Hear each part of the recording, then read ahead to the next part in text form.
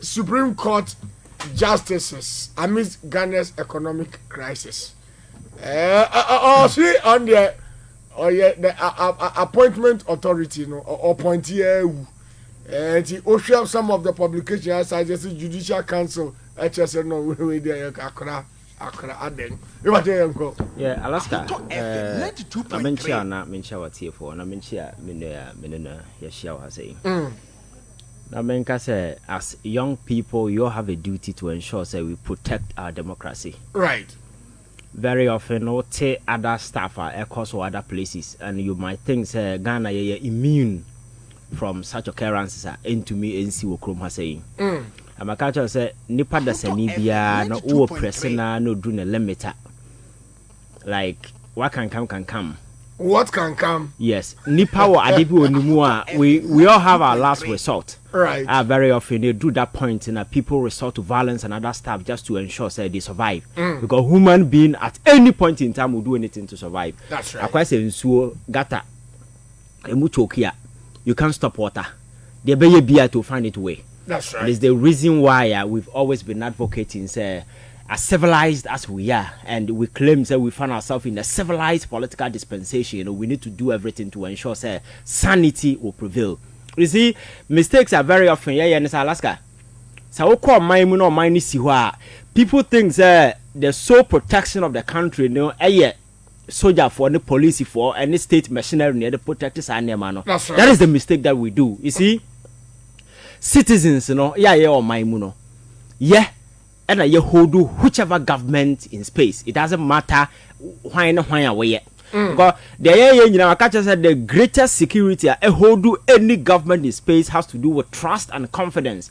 Public, a repose in the institution of government. So the very moment I buy this public any trust woman, it becomes shaky and the likelihood of falling is very high.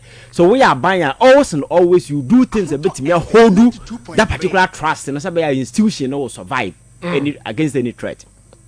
We've got into a place Alaska say Oko Parliament is here and we public survey Ghana forecast as to the level of public confidence in this institution. I am not sure say your findings you'll be very happy with it because on social media Parliament has become a subject of constant public ridicule on very social media platform because Oko a pure partisan politics and in recent times we've seen a lot of stuff pointed to that particular direction. Executive video my catcher say tip on Koso. Executive. Oh, Alaska. Okay.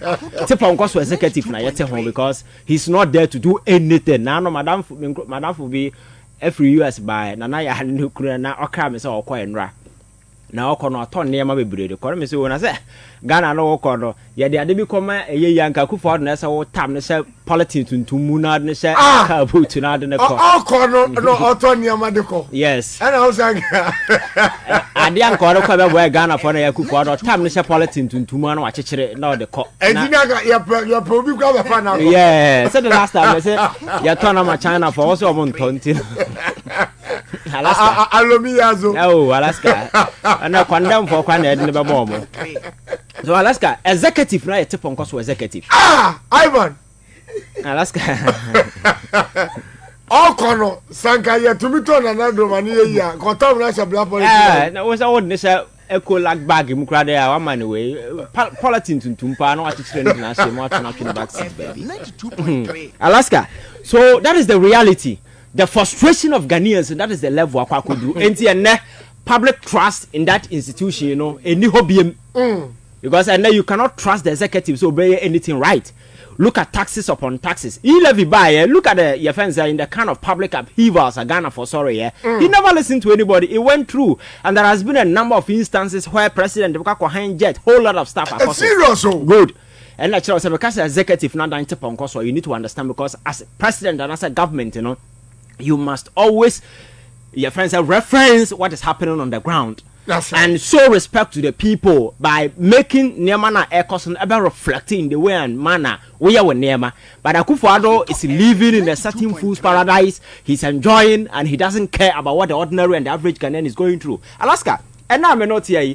The institution of justice delivery in Ghana has come under attack. And it has never been threatening as we are witnessing today. Sisi ameno ka say public trust na yen nanka ye localize no to the executive and the legislature and I expand it to encroach the court, especially the judiciary. And the man no is so nauseating to the stand say Alaska. President Free say or Jina highway so and he can just drive at whatever speed he wishes over to me call without recourse to law order nothing. And not what oh yeah. You see, mistake I think say a constitutional framework in yeah. And they say one fast ceiling unto the Supreme Court also. And over the years, that is what I've been advocating for. Because a country like the United States of America, a population of about 390,000 will tell you, say, you cannot appoint more than 9 Supreme Court judges. 390,000 million people. Yeah, 30, which 10 cry in Yafa. And 9 Supreme Court judges, you can't appoint more than. And then, you know, Libras, you musu because Supreme Court are conservative in Ajafa. That's right. Hey, that ideological way no koso. And the way Libra this time the US Supreme Court because I don't know all the ruling in your first the conservative signature and the number now not Trump immunity case here by president not tell my non kasa kresu Joe Biden because or say or disagree with the ruling by the Supreme Court but Charlie you can't do anything about it. That is a fact. That's you right. See my idea no such ceiling no any but I think that the entire constitutional framework no I'm facilitating and to say omunim say there will never be a time a Ghanaians will vote for an idiot to become a president. Oh yes. Then Alaska, we are talking about an institution of presidency. No, they never envisage say a time will come Ghanaians will go to the polls and vote for a fool to become president who will exercise discretion as far away from common sense. I don't want to say president be any answer. No, they assume say to become a president, that person will exercise the finest of discretion. Right. So by making sure that you look at the population, you look at the circumstances, and on that you act. Okay. What I say? We don't always sometimes the common sense will tell you say if you look at the United States of America no almost more 9 Supreme Court judges America na say na say we are president over na yama you have to wait until somebody either die and na say or retirement. That is the only way. Say am no ka say Joe Biden by onya kwan bia or de obi be shemo. Okay. He's trying all the obey but I am over then. Almost so nobody is going in retirement anytime soon. Trump by na katre and also say no the shame I am tre until somebody retire who for being shame. By idea no any hope but fine. And America said framers talk to say whoever become president will be rational, will be very sensible and will act accordingly. But unfortunately Alaska, we've got into a time for the first time. We've seen appointment upon appointment upon appointment. Say you do 15. That's right. And the president is seeking to add extra 5, making it 20. At the Supreme Court. At the Supreme Court. Now, when you Supreme Court, so Oko High Court, a man for a can, you limited the discussion to the Supreme Court alone. Me so called the higher court and other courts. From the lower courts. Oh, a tiny. An individual as you form now profile or more. You see the partisan biases, partisan affiliations, and that kind of linkage. I saying association with people within power and as a forum. Some are former parliamentary candidates, failed parliamentary candidate on a ticket of a political party. We are talking about an institution that is supposed to be, your friend is saying, a partisan. That's right. Nipa the Senibenya trust and because if you look at the nature of our politics, it's so dirty to the sense Obeti Akuffo Addo MPP ni NDC ni abaye na judge, but the public perception and the way we do our politics, people will not trust the institution, and always trust in that institution must be absolute and unwavering. At no point must public trust in the judiciary must be shaky. No, it must be unwavering, absolute, and very way. I'm for SL, but Alaska, can we say the same thing? And then go out there and run public opinion. Say, run any pubia about the kind of trust and confidence over the years. Anim akwaya obasin koyo Chief Justice ya okasa bobebe anim yabua akwasi anim yabua ne penso. The institution of justice delivery was brought into the gutters in our country. Every single ruling be about one team be a generative public uproar. people were on social media chanting, oh yeah, now the Supreme Court has become an article of public ridicule. Exactly. Being subjected to public mortification all over on various platforms. Twitter and as for your unanimous 11, unanimous there, unanimous for 9 cotton we see in a boom. No, and Alaska, US Supreme Court ruling ya banana Nipa 9 or 6 That's right. And you see, it was consistent. Conservative 6 in I say Trump enjoyed immunity. The liberals 3 in I say no, we don't. That is it. Ideological warfare, no, it will continue. But the fact is, they will not always agree on issues. But one penny from Kokra 49, now always on about 4 or 5 occasions. I concur. Then you begin to have a lot of way about it. Alaska. So that is the point I have drew. And the man who say, Akuffo Addo, oh, and I've been telling you this. He doesn't respect anybody. And he feels over to me at the upper. Who as an imperial leader who is not accountable to anybody, and because we have a section of the media that are also, I don't know, you know, they think everything is okay, and the guy is doing crazy things in this country, and everybody has gone mute. Because under what logical circumstance, and at this time I mean, look at the prevailing economic conditions. Look at the circumstances prevailing, the judiciary itself. As a Supreme Court, na judges, Mundi. Has it ever been a time Asamaba Yako Supreme Court judges no? So what is the point? What is the way you rush you PM for Domokogu Supreme Court no then? Or there calling the bluff of the people. And that is what you shouldn't do, especially at this time. At this time where economically or minum kwaye. And when you appoint a judge to a Supreme Court, Alaska, it comes with additional economic your fans saying where you expenses that you need to where you satisfy you. The last time I was telling people say, oh yeah, amamona yebuno hana we are so, I don't know, sometimes I don't even find the right word to describe the situation. Alaska first, you know, Abrafuro has here no omudi so no. Say broni free UK no ba as a governor.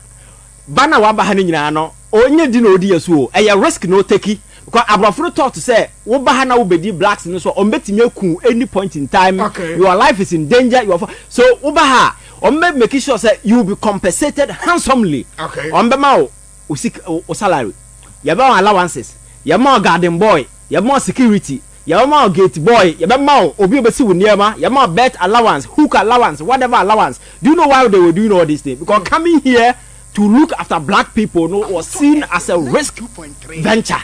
You need to be compensated. Alaska, we never saw the sense to move away from this imperial and colonial way of ruling people. And I just saw how good is in the Edemayo.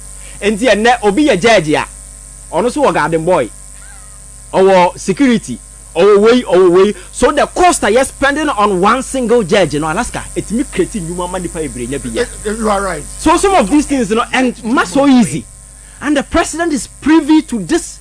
He's aware and he understands the economic situation of this country. Yet, and now say no more. He's still insisting say or appointed people, and in the past these discussions about Amayaka Humbebre, among for a whole lot of discussion, and in the end, you know, now assist another Kwakuguo, now assist another Kwakuguo, and so we are president in the future, and also Babana will be a winning Yansa now respected people. If you look at the large number now, it becomes disincentive to continue. Exactly. Because we are now there for Radia. Because the very moment you embark on such a journey, Ghanaians will ask you, already we have 20. So what is the point? And then you have to draw. But when I'm saying in the name, so no, they're all yet things just like that. You know, he doesn't care, and it's the reason why Akuffo Addo today, amidst of all these circumstances, will look in the face of Ghanaians and say, "I am appointing judges to which Supreme Court?" If not for personal agenda, some individuals now in the past he has demonstrated. Oh no, once I will qualify, once Nipa no qualify, no. Your identity, the baby of free, but doesn't matter. It doesn't matter. And who they see electoral commission when he appointed known partisan exposed individuals and put them on such sensitive way. So when you obi a way man boy for na body wo tima, you will never do that particular thing. But you know how sensitive the electoral commission is. But he didn't care. And you are mine now very peaceful your hand over there man or no or you know what bomb mine no wako. Now Alaska, the last time I was telling you say and yes or bono. You see, people who are not wise, they do things without realizing the impact of what they are doing.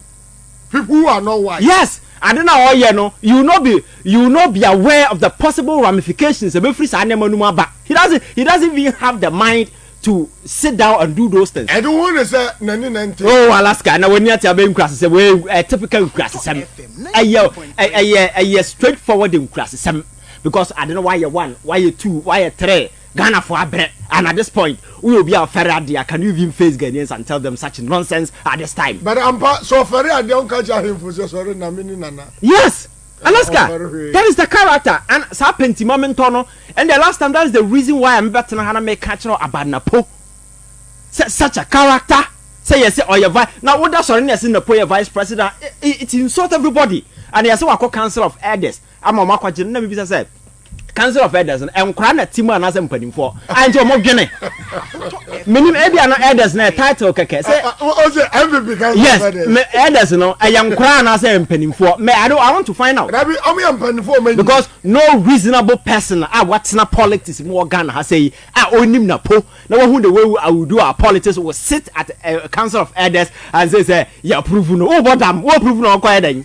Alaska, my belly go for oh, now so what? Alaska, we are talking about the future of this country. 2.3. We are talking about the future. Because Alaska, me say we've seen things in the past. We did a lot of stuff who in the past, frighten me.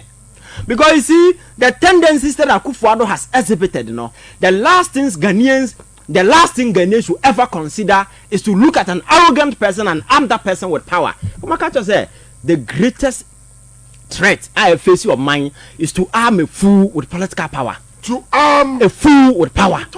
Na nipa no nyanya power kra no he. Na wase money to me. O yire kro by force beje no. Na obi a say man vice president Odi Mrika koya wedding. Come on. Me fere kra. I just feel shy. When you 56 years as an hour last year. And omu pia that is the character trait. I'm telling you that this is a guy who struggles to make sense. So just imagine yama tumia yade tumia mano. Napo struggles to make sense. On what occasion public Kenyans assemble. Because he was an education minister. He's telling people that diploma for no West grade no. How can a minister talk like Obi ase what be aba? Your first be a tiana now abro no can pass asem. Oh yes, because as a minister, you know how sensitive such matters are. You don't say that because he ended up insulting every single trainee teacher without even realizing that he has done so. Wow. Yes. So he struggles to make sense. Alaska, and you can't give power to such a character. And if you see a council of elders in a meeting and say, I understand that with the political optics and stuff, because you see, getting somebody from Ashanti region politically it makes sense. But you look at the character in depth. That's what you look at. So you need numbers, but not bad numbers. Alaska. Now Ashanti region are they telling us MPP no mu any power or good character. I am not saying say don't appoint from the Ashanti region, but within the Ashanti region, you are likely to get a candidate that be over appealing to people because you see people sit or be a bit in just say now own party no oh but damn we are talking about Ghana. That's right. And I'm saying that political parties are public institutions. They are not private entities. So whatever happens in that party concerns me because I may wake up tomorrow and have Bawumia as president and Napo as his vice. Whether I like it or not, whether I voted for them or not, they become my vice president and my president. And I have to deal with that. Now there's only risk in Alaska. And that will endanger your future. Akuffo Addo buy kahuna of Boguoi. Yet he has to say, now no, you're celebrating, say, you restructure your debt, which will come there. Alaska. Now, we say, can I restructure Guhono? Oh, my mini betu and I papa ni betu ya. A guminu ye tiriso 1 year, 2 years after Akuffo Addo will be home. We cannot the permanent and talk as a hokro until we're done potato. Who Alaska, Tiama, near my coso in 5 years' time, you will not even oh, so credit radio. Potato, yeah, vegetative person. If you go hospital, you know people in the vegetative mode. Oh, cancer not or to him on Teshe. Bro. Only we are so see her and a Kanugu console. And that is the mistake we shouldn't do. So, Alaska, me. That is why I always advocate to be a president, that person must be reasonable and exercise the finest of discretion. And first, why do we waste time listening to president? For me, presidential speeches and those things are the things I always listen to because I know say the last time I make catch us say idea we see we see be impact on you. That is why I was advising people. So if you go to social media, be careful things you listen to. Right. You might think I'm just listening to some of these things. It will have impact on you. So such person thumbs out to me and making such way, you know. And Ramete said I will buy Akuffo Addo tape be what be the president, the maiden edition, president. If I'm president today, Alaska, I don't even need a script. That's right. Because I'm familiar with the problems and the terrain and what I want to do. So it's just a matter of looking into the crowd, their faces, and tell them, say, me a president, this is a journey, you know, back it on together. You don't need to go and steal a big speech. Then you go and pick speeches up, other president have put it together. And then the conwintine kind of Alaska. Now tell George Bush in the clock can all kind of smoothly. I ask you to be citizens. I ask you to be citizens. Citizens, not spectators. Citizens, not spectators. Citizens, not subjects. Citizens, not subjects. Responsible citizens, Alaska, building communities of service. This is the most shameful act in my entire life. Citizens, and this thing was wrapped under the carpet. He doesn't even, since day, Akuffo Addo hasn't had the courage to apologize to Ghanaians. Alaska, you could rap Obi speech, you were made in addition as president. So at that point, you know, say, I'm fire Nkonkwesi baby. My catcher say, Joe Biden way ya 1987, 1988, Nelson Kobaya American president, but Okofa Obi speech go within here without even realizing it. And when I'm on the campaign tone swim, exactly. And the caucus better represent, you know, and the Bush papa winning that particular election. And the last time George Joe Biden or your president, go the president, George Bush papa, president by a speech you co plagiarize you be often textual infidelity be no committee and you uniform. Then Akuffo Addo comes here. Or then president Baku speech no coffee you. I'm so in shemu as at Tina before we passport and work when him and never Ghana for him. So you see, the beginning of his presidency was premised on deception, lies, and fake things. And me from that day basically Abraham Ben Wabo as president. Adi obeye bia ye bufusem. Adi obeye bia otincha then you begin to ask papa or ya akra na say or panyin na emkra train the sinity so na say because sometimes you begin to wonder so bit me nyini na emkra train the sinity so ntino akra adwene in old body and ordinam because Alaska some of the near bi o ha wo ya ube fere ube dwene ho but he doesn't care because at this point o has circumstance man narrating in some makan nyina kire now how the current economic position and the fact is public trust in the institution called judiciary no it's a bit shaky. I'm for end trust, you know. Why would the president go to the stand of already we have 15 in the past, you know, now or 11, 12, and as for no more. It's me corner, but Alaska. The last time I was calling for massive constitutional re-engineering, so we need to do something. And because and then we cannot sit here and say and assume say every president will be sensible. No, and that particular doctrine, Akuffo Addo at team.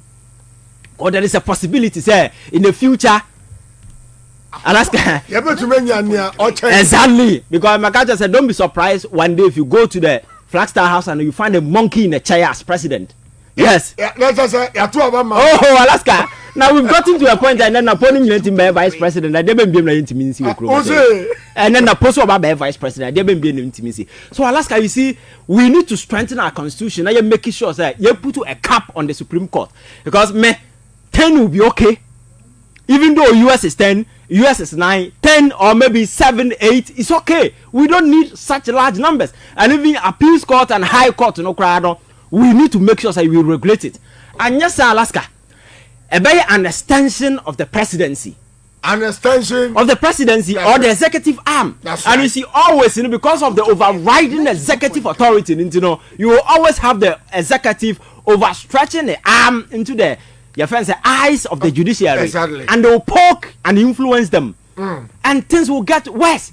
We cannot. Yes, I have listened to a couple of people who are now they realize says I did not president na in class say and people are talking. Me I was saying him for that judicial council. Yes. African Bar Association. Yes. Our country is a time no crowd the time. It doesn't make sense. So and Akuffo Addo as a grown up. He doesn't need me. May I cry Ghana Bar Association or for NDC to do a press conference or for we some of these things. Almost say Chief Justice or recommend it. Chief Justice no appointed judge on Obiaka. That's right. Chief Justice Obiaka, public press ending in some. She has no authority to direct the president to appoint somebody. She's entitled to that. But you as the protector of the public purse and ensuring the sanctity of the judiciary, you need to make sure that no, this call, it's a no call, you put it down. You torpedo that particular initiative, one dream, but I say, Usiho, Toby, Makata say Ghana, Nakwa say, planer, and that autopilot, when you be antimna, and then I could swim no with Jaria. Then what Jaria appear, we know Jarat is Alaska to it, about Numin soon. That is the state. Now we saw the money Bunsu. So Alaska, we need to get serious. Some of these things are just politics. Right. Some of these things are just politics. Straightforward common sense. As I where kind of question for man who's a Neman or any other boy because see a question way and danger your friend saying obi a prospect the security of the country because we may go into an election some of the political parties say on court I didn't know on court it's the same borders on trust justice it's borders on trust so you should be worried about that so we need to do things to ensure say everything pruning justice delivery in this country so that public confidence ever back and you don't do things to endanger it but Alaska. Right, level of radio out on 92.3 FM. Yeah. That was Ivan Che Innocent and Mamin Kami home come and me cover Kenya issue I see President Naba Emma protesters not training your so ye